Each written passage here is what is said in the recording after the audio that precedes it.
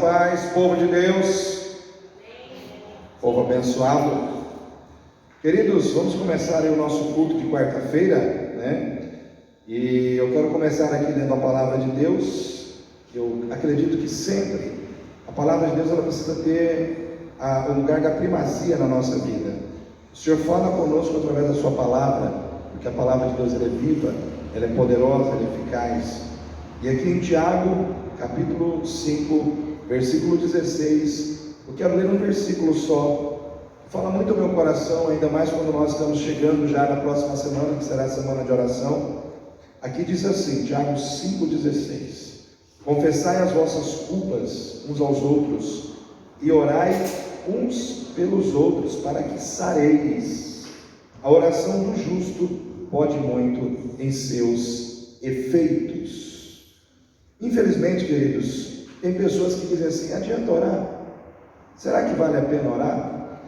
Irmãos, eu vejo assim que nós temos que entender algumas coisas que são fatos na Bíblia. Primeiro, Deus é soberano, isso é um fato. Deus é todo poderoso, Ele não precisa de ninguém para Ele ser Deus. Ele não precisa de ninguém para fazer coisas grandiosas na terra. Se Deus quiser, Ele estala o dedo e tudo acontece, porque ele não há limites para o seu poder. Então isso é fato. Deus não depende de nenhuma pessoa, Deus não depende de ninguém. Deus é soberano, Deus é todo poderoso. O que é um ser todo poderoso? É um ser que tem todo o poder, ou seja, Deus pode fazer o que Ele quiser fazer. Somente Deus é onisciente, onipresente e onipotente, ou seja, Ele está em todos os lugares ao mesmo tempo. Ele sabe todas as coisas, presente, passado e futuro, e Ele tem todo o poder para fazer todas as coisas. Isso é um fato. Mas nós também não podemos ignorar que Deus, mediante a sua soberania, Ele decidiu operar na terra através da oração daqueles que o servem. Isso é uma decisão vamos dizer assim, da soberania de Deus. Deus ele quis operar, agir na terra mediante a oração dos seus servos. Então, queridos, a oração daquele que serve a Deus, seja homem, seja mulher, seja jovem, seja adolescente, se é de Deus, a oração dessa pessoa pode muito em seus efeitos.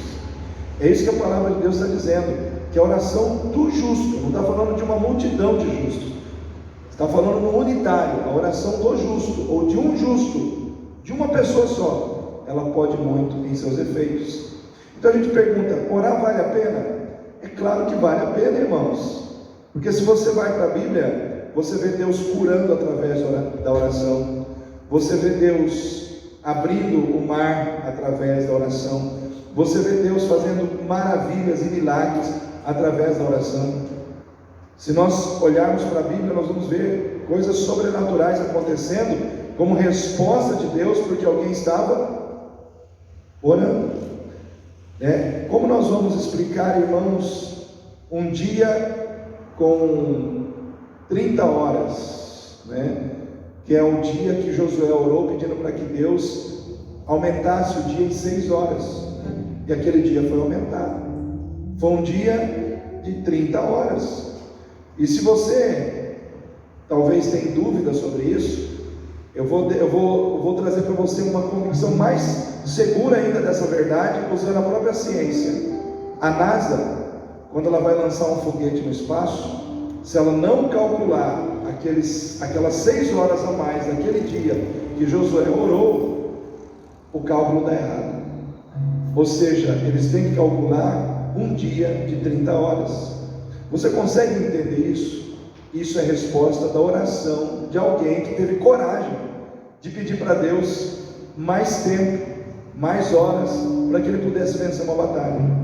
E eu fico imaginando, irmão, se Deus atendeu a oração de alguém e mudou toda a dinâmica, toda a existência de um dia em horas, o que Ele não pode fazer por mim e por você hoje?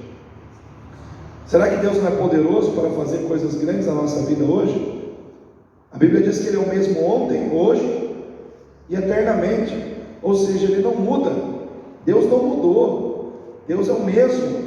O que Ele fez lá atrás, Ele faz hoje, Ele opera hoje, né? E a Bíblia diz que nós temos que ter essa convicção, que muito em seus efeitos pode a oração de um justo.